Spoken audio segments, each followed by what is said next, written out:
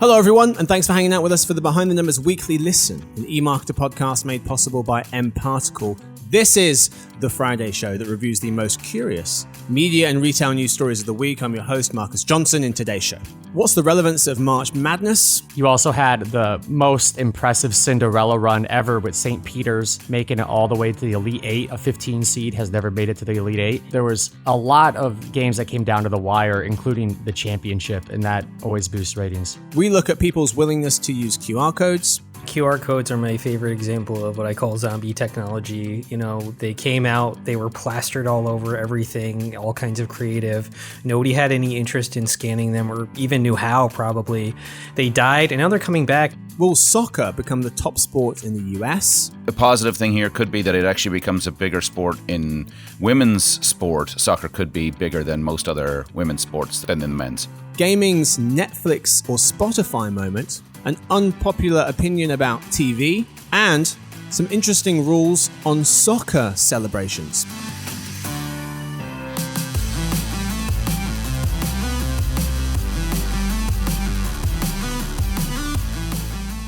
Hey folks, thanks for hanging out today. Joining me for this episode, we have three people. Let's meet them. We start with one of our senior analysts who covers TV and video. It's Ross Benish. Hey, Marcus. Hey fella, we also have one of our directors of reports editing. It's Rahul Chadha. Hey guys. Hello there. And finally, we have our principal analyst who heads up our marketing practice. You know him as Dave Franklin.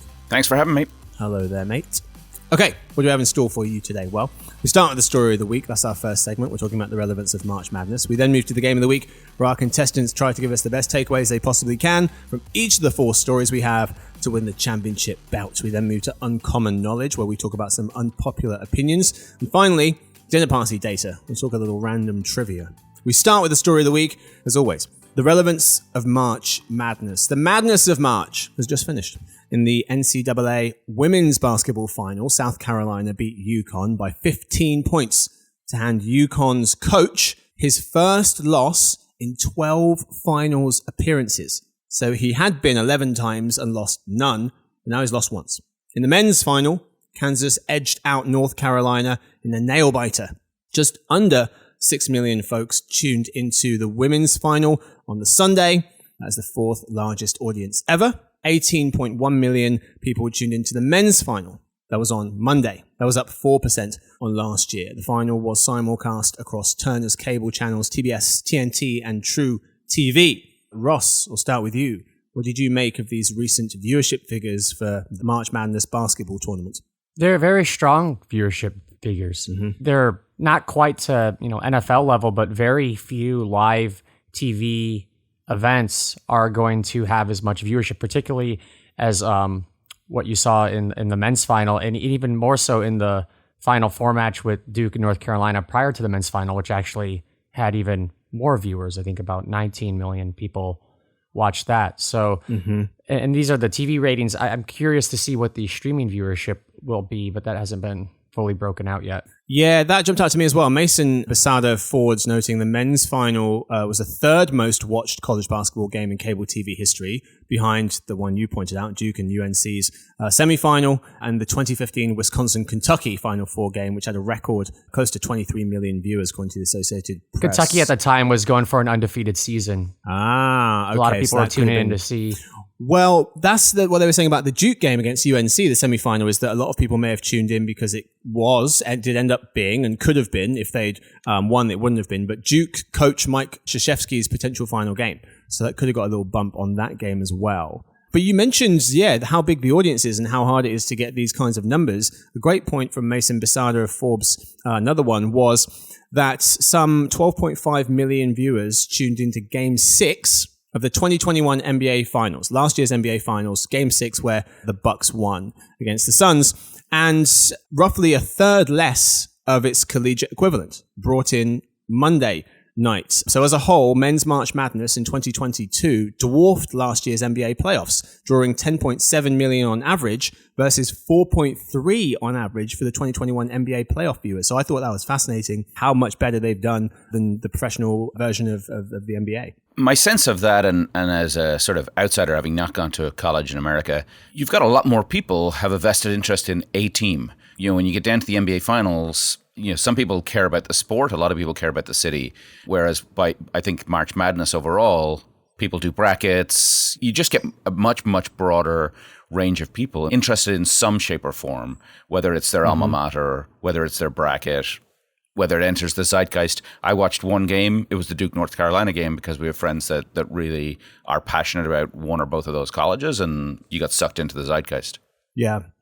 Yeah, the men's March Madness tournament, so I said average 10.7 million viewers overall. That's up 13% on 2021. Drew the highest proportion of total TV viewers since 1994, according to Turner Sports. So it's a record numbers here. The first two rounds of the tournament did well as well. So did well across the board, up 12% on last year. And the full NCAA women's basketball tournament, the whole tournament in terms of average viewership per game, 634,000 viewers. That's up 16% on last year. Rahul, it pains me, but I know you're not a basketball guy. Any thoughts on these figures? I think it's interesting what Dave mentioned about, I think these sort of marquee events cross over into a cultural phenomenon space. And it's interesting, I think, to compare against other live events like the Oscars and the Grammys. It may have seen declines year over year, if I'm remembering correctly. But these sporting events, I think we noted a couple, months ago now that the Super Bowl too might have seen a year over year increase. So it's interesting to me that sports events seem to be faring better than these like larger or purely cultural events like the Oscars and the Grammys maybe. Mm-hmm. So I was going to add with the tournaments is there were a few things that made this year pretty entertaining. So on the women's side, South Carolina was very dominant, kind of reminiscent of that 2015 Kentucky men's team that drove up ratings. People like to see if a dominant team will hold it together all the way through the finals. And then the men's bracket, you had UNC and Duke meeting for the first time in the tournament in Coach K's last game. You also had the most impressive Cinderella run ever with St. Peter's making it all the way to the Elite Eight. A 15 seed has never made it to the Elite Eight. And you had a slew of very close games. Sometimes there's a ton of blowouts in the tournament, and you had a little bit of that, but there was a lot of games that came down to the wire, including the championship, and that always boosts ratings. It's just not as good as the NBA. I'm sorry. It's too different as well. The shot clock's weird. I know. It's People too play long. defense. It's weird. People do play. Who wants that? There's two halves. The hell are we doing? And you can run the baseline on an inbounds. It's too weird. And the 1-for-1, what even is that on the free throw? You can't run the baseline in the NBA on an inbounds? No. It's too... Even after a timeout? Calling the time... Calling the timeout as well if you're going to get 5 seconds before you inbound. It's just too weird. I don't care what Stuart says. I feel like you're more of a college basketball guy. You're more of a college everything guy, Ross, right? College football, mainly. Yeah, that's true. And a lot of that's due to not living anywhere near a pro team for most of my life. Well, to Dave's point about number of people who are potentially invested, there's just so many teams around the country. There's so many states that don't have pro teams, but every state has a college team. Yeah. Well, that's what we've got time for the story of the week. It's time now for the game of the week. First, a quick word from our sponsor, Mparticle.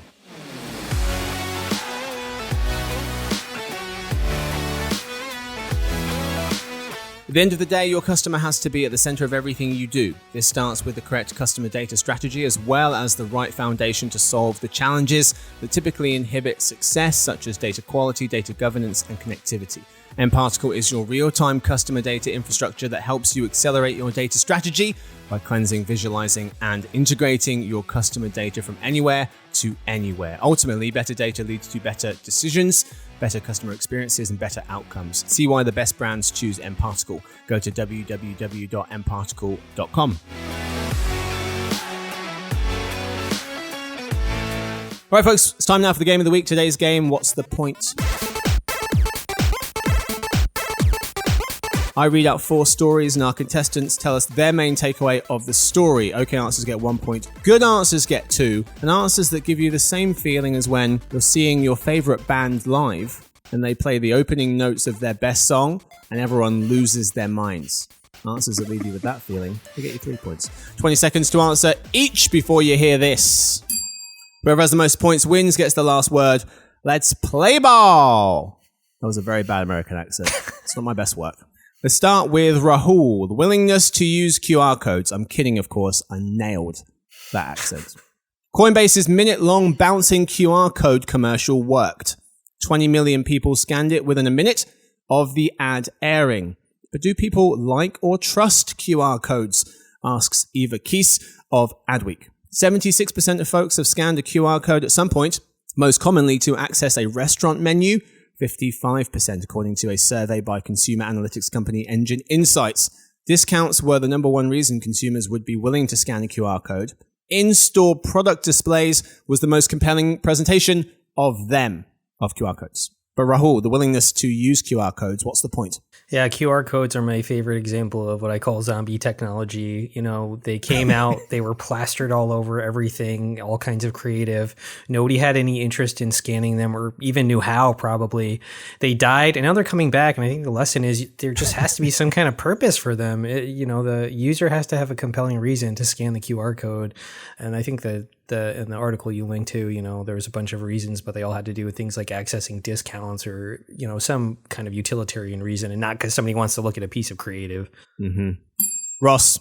QR codes are very appealing to techie and ad people and to young people, but I'm thinking of that Super Bowl commercial that blew up online and that got a lot of coverage in the marketing trade press, and how the people I know who aren't in this industry found it to be the most annoying stupidest ad they saw during the entire Super Bowl. Dave. So I'm in the industry, thought it was absolutely ridiculous, was shocked at everyone saying how wonderful it was. My 17-year-old son thought it was the best thing ever, scanned it. And I was like, do you even know where it's taking you? Do you know what it's doing? So I don't know. What Rahul said, I think is I love that phrase that this is zombie technology. I mean, COVID saved, because that's when restaurants started using them. Many are still using them. I find, frankly, the most helpful time I use them is for filling in forms. We just went go-karting, and when you got there, you had to fill in forms, and rather than having to punch in a URL, you get one letter wrong, the misdirects, whatever else. It's like scan the code, fill in the form, move on. Has a utility, to Rahul's point. Dave, how did you do? Crushed it. Of course I did. Of course he did. Well, a silly question. A few things. Half of folks were open to scanning a QR code in an ad, half of folks. Of those, though, who scanned the Coinbase ad, only 30% accurately recalled Coinbase as the advertiser. 17% said it was crypto.com, so they got some free advertising. 33% didn't know. And of the folks who haven't scanned the QR code, over 40% said they didn't know how to. Let's move to our second round. Brands, take note. Soccer will become the top sport in the US, writes Fabio Spa, SVP of International Sales at Minute Media and the SVP of the US Soccer and Latinx Business Development. The other sports will have their place, Mr. Spa notes, but soccer is coming. Why? Points out a few things. One, almost half of the UK's Premier League clubs, the most valuable league in the world, are already fully or partly owned by US venture capital firms, including giants like Arsenal and Man U. Number two, NBCU's streaming service Peacock just paid almost $500 million a year for the Premier League rights, nearly 3 times what they previously paid during the current tenure. And he notes a few other points as well. But Ross, brands taking note, apparently. Soccer will become the top sport in the US. What do you think? What's the point? Maybe by the time I'm dead, but not in the next 10 years. A lot of that guy's reasoning was not very persuasive. If you want to talk about who owns a club being influential in a country for that sport taking off, the Nets were owned by a Russian oligarch for a while. Does that mean the NBA is going to become like a Russian darling? The Ricketts family is trying to buy a big soccer league right now. Ricketts family is a billionaire family. They own the Chicago Cubs. That one of their sons is a governor of my home state in Nebraska. If they bought that club, I think it would have zero influence on the popularity of soccer in the United States. So it's growing interest, but I don't see it taking off in the next 10 years. Dave. Completely agree. And I think I just don't see it. I think as a soccer fan, so first of all, to Ross's point, half of the argument in the article was talking about the Premier League. That's not in America, right? So yes, you can be owned by John Henry and Ricketts and whatever else, but that's not affecting popularity in this country. People in this country don't understand soccer. Even the ones that played it, they use silly terms like offsides. They get excited every 4 years if the US makes it to the World Cup. So we'll see how it goes this year when the World Cup gets to Qatar, and the US will be there in the men's. Finally. Frankly, It's probably going to be bigger for women's sport. It could be a positive thing here. Could be that it actually becomes a bigger sport in women's sport. Soccer could be bigger than most other women's sports than in men's. It helps that the U.S. women's team is so much better than the men's team. Yeah, it's not close. Men finally qualified. That's right, America. I said it. And, in case you didn't know, you drew us in the tournament. So we will see you. England will see you, America. We will see you in the tournament, and we will probably lose. Rahul. I remember when the U.S. was hosting the World Cup back in '94, and that was supposed to be the fuse that was going to ignite the explosion of interest in soccer. And it's 30 years later, it hasn't happened. I don't think Americans are ever going to... Ray Houghton did score a great goal against Italy, though. Okay, I'll take your word for it. I don't think Americans are ever going to get behind a sport where the players are rewarded for, is it called diving? Like faking an injury? I don't know. That's really confusing me even as a non-sports person. I do think I enjoy, at least in New York City, when once every 4 years, like native-born Americans would become incredibly interested and experts in soccer during the World Cup. I think because they thought it made them seem more cosmopolitan. You know, at the conclusion of the tournament, I never heard anybody talk about soccer again. So yeah, I'm bearish on this. I thought he made some good points, the chap who wrote this, but apparently not. The US, he says, the US is too attractive a consumer market for soccer to ignore, and was saying that European soccer leagues run basically year-round, stopping from June to July. So there's a lot of money to be made. But yeah, you're going up against some real titans in terms of US sports. So to Ross's point, don't hold your breath. Well, it's kind of like Netflix adding ads. You know, every 6 months you got to have a soccer is going to be the next big thing story. Netflix can add ads, and maybe by the time we all pass away, those things will happen. It's so dark, Ross. What's happening today? Anyway, let's move to our next round. It's raining here, you know? Oh, okay. That's why. All right, fair enough. Let's move to our next round. Deals via Alexa. We start with Dave. Amazon Prime members can now keep an ear out for upcoming discounts, writes Insider Intelligence retail analyst Rachel Wolf, with US Prime members now being able to get advance notice of deals via Alexa.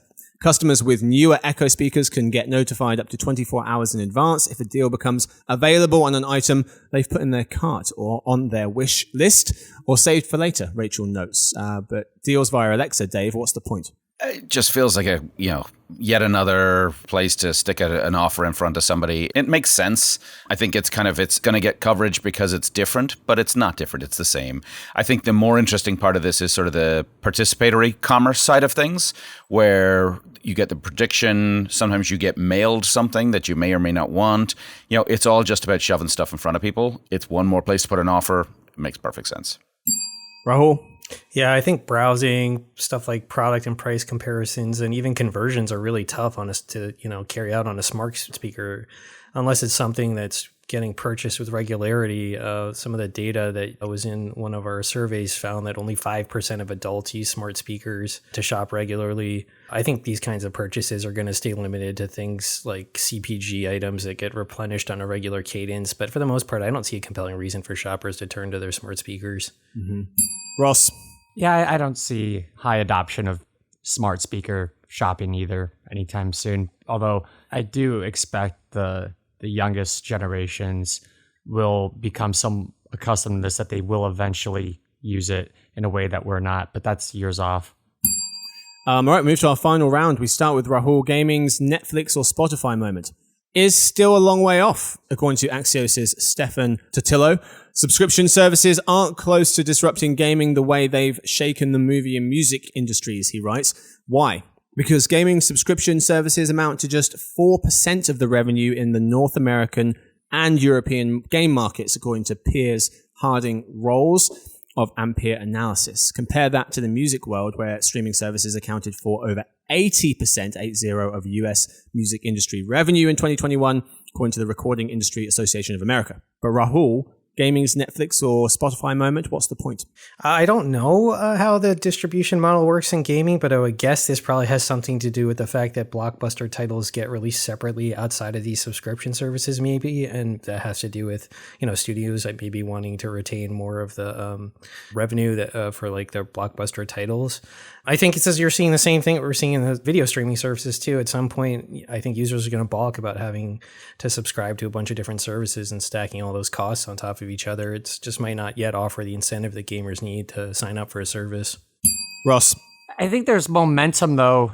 I agree with many of the points the writer made in the article, but I think there's momentum to eventually have these gaming subscription services used fairly often. The Activision acquisition by Microsoft is one point where there's a lot of investment in this, but also just like Google and Apple and their gaming products and tying them to other media services that they have. People may not subscribe directly for that gaming, but they'll have access to it and use it because they subscribe to some other product from that company. And Netflix can also be lumped in there because they're getting into gaming too.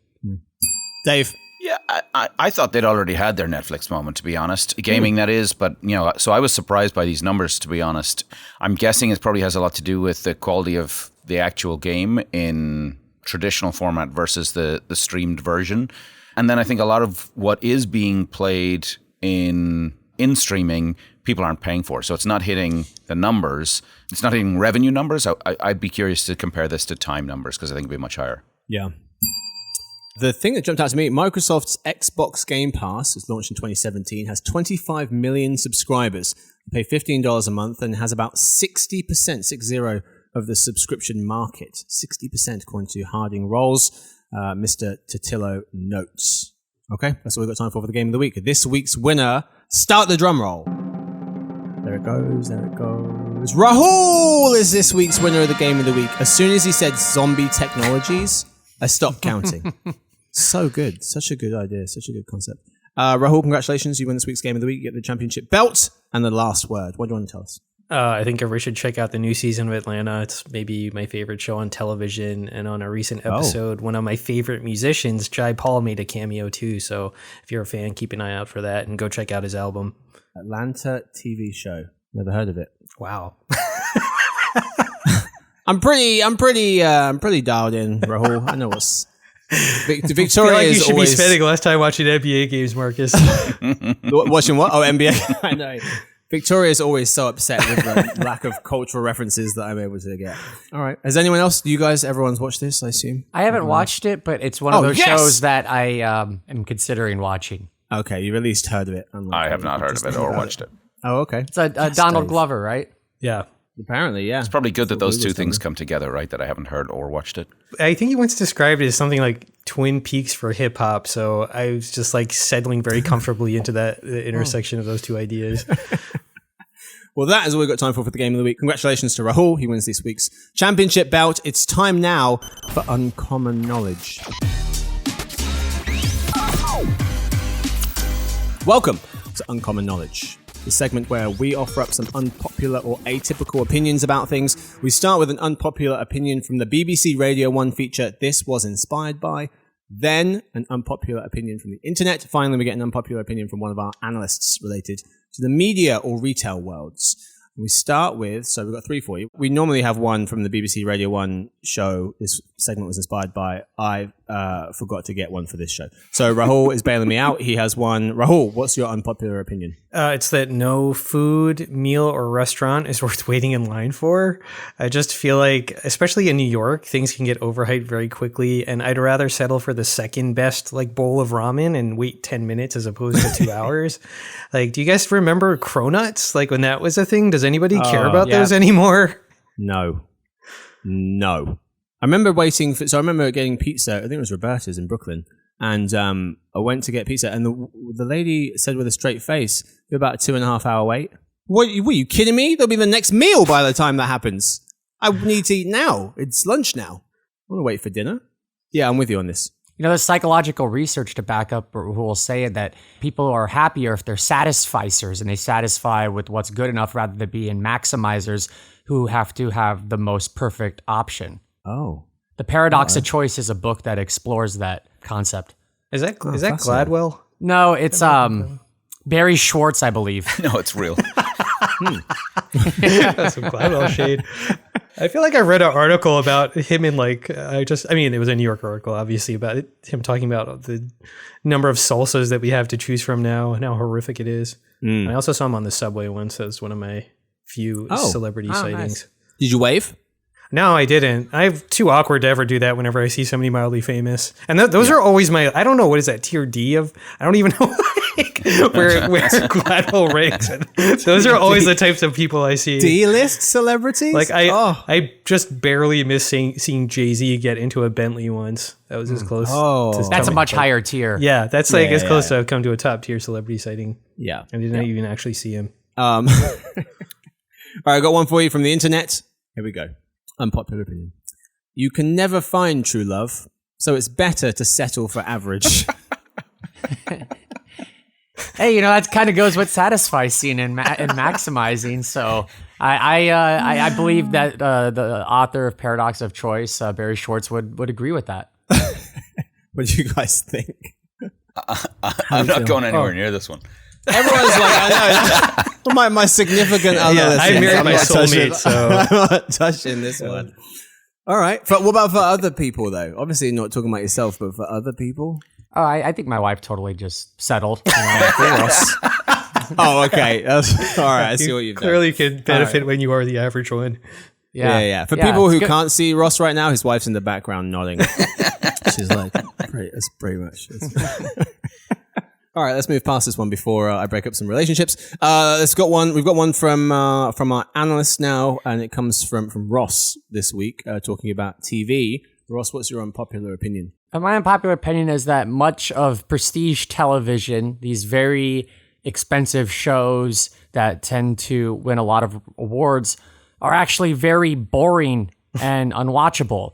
Whether it's The Man in the High Castle or the latest season of Succession or American Gods, it's not really fun to sit there and consume this product. It's clearly geared toward critics and reviewers in the press to show that we've spent a lot of money, we've got some big names, we have some big, grand establishing shots, but the entertainment value is less than the typical episode of Long Island Medium. So you're looking for some People's Choice Awards here. That's what you're after. If the public could vote. I'm looking for things that don't put me to sleep and that I have fun viewing. All right. Gents, what do you think? Agree? Disagree? I feel like the public does vote, right? That's why they're popular. I think it's a bit like your previous one. It's all in the eye of the beholder. I'm not. A lot of these shows aren't really that popular, though. The latest edition of Law and Order reruns would probably have quadruple the ratings of Succession. Yeah, but that shouldn't. We can't. That could also be a paywall issue. Like, there's a whole bunch of different things, right, that can affect that. We can't give that show. We can't give that an award. I think my dad watches that, which means it's probably awful. Rahul, what do you think? I mean, I don't know. I guess it depends what you decide it constitutes prestige TV. I do watch Succession. Something like Atlanta. Yeah, maybe Atlanta constitutes Atlanta prestige probably would be TV. considered. I don't know. I'm not saying all of it is boring. I'm just saying a lot of it's wasted money.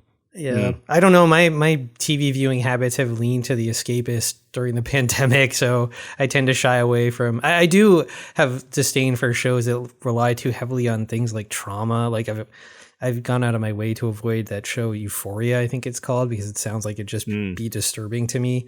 So that's kind of like where my tastes lie these days. I'd rather watch something dumb and funny than something serious. I think, Russ, the part I really agree with, though, is I think sometimes these things it's painting by numbers, right? It's kind of, here's what we're going to do in the order to win the award, and it's colored in a certain way, and it's shot in a certain way, and this, that, and the other. And it just, I find sometimes they become a bit too samey, or we're going to, get all arty how we talk about something and not really, we're going to get into the conversation about it and watch it because everyone's getting into the conversation and watching it, and not necessarily is it a great show. Oh, and you also have to have 70-minute episodes regardless if you had material to fill 25 minutes. I found like the second season of Westworld just stopped making complete sense to me. And I feel like it was because they were catering the story or the narrative to like Reddit theorists or something. I thought the third season was worse than the second season. I just stopped watching. I was like, I don't understand what's happening anymore. The chronology was like a mess. I was just like, I don't know what's going on anymore. But I also would go to like meetings I would hang out with our coworkers at lunch, and they were ascribing all of this meaning to like incidences that happened in the show that were totally lost on me. And I was just like, I'm not sure they put that much thought into this. Like, I don't know. So I do think the over analysis of shows is like kind of funny to me when people, put that much weight on it. I felt that way with The Witcher. I had no idea what was going on. I was like, is that a place or a person they're talking about? What is it? And then they're going backwards in time, sideways. It was insane. My best mate was talking about he needed an FBI corkboard with like all these like lines going from. He was like, I don't know what's going on. All right, very good. That's all we got time for Uncommon Knowledge. It's time now for dinner party dating. It's the part of the show where we tell you about the most interesting thing that we've learned recently.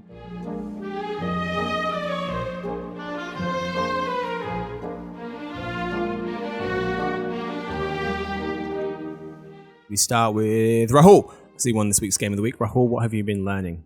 So this has to do with WhatsApp. If I had to guess, I would guess that Marcus and Dave use WhatsApp, but Ross does not. Oh, yes. Is that true? I just convinced... I'm basically trying to migrate, I don't know if Dave's trying to do this, all of my friends over to WhatsApp so I can stop using the messaging function. I think I just got the last one onto it 2 days ago. Right. That's mostly true, but I do use it if people are international. Yeah. Or like if someone, like my brother spends time in Australia, I know my text isn't going to always get through, but WhatsApp is reliable for that. Mm-hmm. So WhatsApp recently reported that users send an average now of 7 billion voice chats a day, which was really surprising to me. The only person I know who uses voice chats on WhatsApp is my sister. And actually it's more, I think, so she can send me voice messages from my nieces because she can't corral them long enough to communicate with me in any other fashion.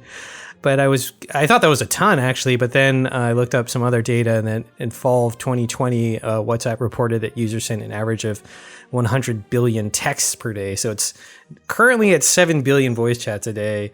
You know, in fall 2020, a year and a half ago, they were sending an average of 100 billion texts per day. So it still trails, like, I guess, the written text by a pretty large margin, but I was surprised at that number. Yeah, what's the use case for apart from, trying to get a message to your... Were you saying she's sending you one to record for... She's sending me recordings of my nieces basically saying things. That's it. Okay. I think it's like also my sister like largely communicates me like when she's in the car driving somewhere else. Like I'm like she fits me into like the liminal spaces between when she's actually doing like real things, I think. Yeah. And I think it's like a time saver for her. So I wonder. I'm really curious. I don't think this data exists, but to see like the generational like breakout is of people who use the voice memo versus actually type something out. Yeah. What's shocking to me is the number of different systems I use, and I sort of automatically seem to know which system I use with whom. So I'm using WhatsApp, I'm using Signal, I'm using Facebook Messenger, I'm using a whole bunch of different things because that's the recipient's preferred communication channel with me. Don't ask them, Dave. Just consolidate. Say, this is where I am now. If you want to be with me. You're very thoughtful to your your friends. I've got no time for it. I'll be on WhatsApp. If you need me, I'll be there. Very good. Let's go with Ross. What you got for us? So I learned recently that when Andy Kaufman had a fight with Jerry Lawler on the David Letterman show in the 1980s in a worked shoot to promote a professional wrestling match, that it was actually pitched to Vince McMahon in the WWF, which is now called the WWE, and he turned it down because at the time they were going by the code of kayfabe, and they wanted to showcase that wrestling was real, so heels and baby faces didn't mix in public. You have to keep the facade alive. The Kaufman-Lawler dispute, which is seen as like a sort of anti-comedy thing, is one of the most known cultural moments in professional wrestling history, and I had no idea that the WWF had a chance to have that on their program, so that they turned it down is pretty fascinating, given that it was Vince McMahon who broke the code of kayfabe in the 90s, or actually I think it was the late 80s, because he didn't want to pay state athletic commission fees that sporting events did. He admitted in court that this is all fake, so we don't have to be regulated. But he wasn't ready to do that back when Andy Kaufman came to him. So Jerry Lawler, I remember I used to watch wrestling. So he's known as the Kang. He's known as the King. Who's Andy Kaufman? Andy Kaufman's a comedian. He was on the show Taxi. You said he was a wrestler? Jim Carrey was in a movie. No, he's not a wrestler, but he got into the wrestling world by mocking wrestlers and antagonizing them. But it was all part of the show, but people didn't know that was part of the show. And Jerry Lawler slapped him in the face on David Letterman's show. And everyone was really shocked, but they were building up heat for the match. And that could have been on WWF, but the guy who broke the code of, wrestling is not real, Vince McMahon pulled the curtain down for everyone. He was the one who turned down Andy Kaufman because at the time he still was so invested in the facade of keeping wrestling in its traditional Got it. roots. Okay, I was looking at Wikipedia. It said professional wrestler. I was like, who was this guy? Favorite wrestler, Ross? Man on the Moon is a movie about Andy Kaufman. Oh, okay. Let's check it out. Favorite Yeah, it's a great movie. Ross, favorite wrestler? Stone Cold Steve Austin. Of course. Austin 316, baby. So good. The stunner, the smash of the beers, and then he just pours them over his face. Nothing gets in his mouth. It makes no sense, but it's so good. Dave, what you got for us? So, inspired by your topics today, I looked at highest paid athletes in the world because I think college sports has gone absurd. You talked about soccer. 3 soccer players in the top 10. Wow. 2 basketballers. Anyone want to hazard a guess who the highest paid athlete in 2021? Oh, I was going to say in basketball, it's LeBron. He's got to be up there. LeBron was 5th, but yes, highest basketballer. Highest paid athlete. Ronaldo? Was 3rd. Oh. Tiger? Didn't make the top 10. This is just last year, not total wealth. Oh, okay. So soccer players, is it Messier? Is that Messi is second on the list. The top is not actually a soccer player. Is it a golfer, though? Nope. There's no golfer in the top 10 currently. Oh, wow. I thought that, okay. Or last year. So there's... Is it a prize fighter? It was a fighter. Probably someone with UFC, but I'm drawing a blank. Correct. A US, what, McGregor? No, McGregor didn't fight. Yep. Oh, it was McGregor. Yep. Wow. Oh, he did fight. Did he fight last year? Yeah, I guess he apparently did. 5 of the 6 highest. He's headlined 5 of the 6 highest. And I don't think this is just their earnings because it says like 130 million for Messi. He's not getting paid 130 million by Paris Saint-Germain. This includes all of their endorsements and that sort of thing. So, for McGregor, he's got his whiskey, he's got his clothing line, whatever else, all that. So he just sold the whiskey for was it $500 million? Well, that's just it, right? So that's going to improve your earnings, right? Oh, yeah. I'm just thinking of I guess total earnings. You're right. Yeah, I was just thinking of the sport paying you, but yeah, that $500 million off Maker's Mark, whatever it was. Does it And Maker's the Mark? only 12 one, something? no.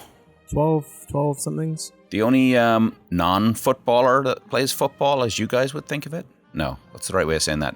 American football. 2 American footballers on the list. Dak Prescott, whom I had never even heard of, to be honest. Yeah. And Tom Brady. Wow, Brady. Still making that paper. And then Federer and Hamilton. Sir Lewis Hamilton. Brady's in Lewis. so many ads. Brady's endorsing everything. Oh, yeah, true. True. Hamilton, my guy. Cheated. Robbed last year. Agreed. We'll have our vengeance. Yes, Dave. We'll talk later. We need to talk about that. If you guys don't watch F1, I have no time for you. Okay, I've got one for you real quick. Speaking of soccer players, kind of. Soccer players can no longer take off their shirts, which you may have noticed. I remember they used to all the time. Like when I was back in England as a kid, they would do it all the time when they were celebrating. And then they just stopped doing it, by and large. Sometimes they do it. And I was like, I never really thought as to why that might be the case.